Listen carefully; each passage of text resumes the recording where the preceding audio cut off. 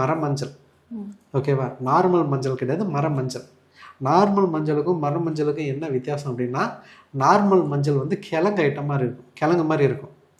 மரம் மஞ்சள்ன்றது வந்து ஒரு செடி வகை, அதாவது வந்து செடி மாதிரி இருக்கும். அதோட வேர்களும் இது அடித்தண்டும் நல்லா பருத்து தடிமனாக இருக்கும். அந்த வேரும் வந்து தண்டும் தான் மஞ்சள் கலரில் இருக்கும். அதனால தான் அது பேர் வந்து மரம் மஞ்சள். ஓகேவா?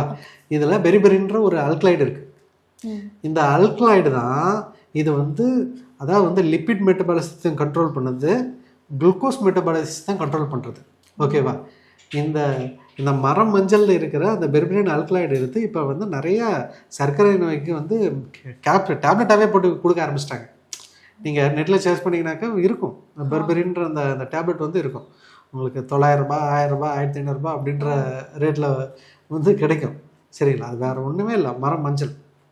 மரம் மஞ்சளை நாங்கள் காலங்காலமாக இது மதுமேக நோய்க்கும் நீரிழிவு நோய்க்கும் பயன்படுத்திட்டு வர்றது தான் சித்த மருத்துவம். சரியா?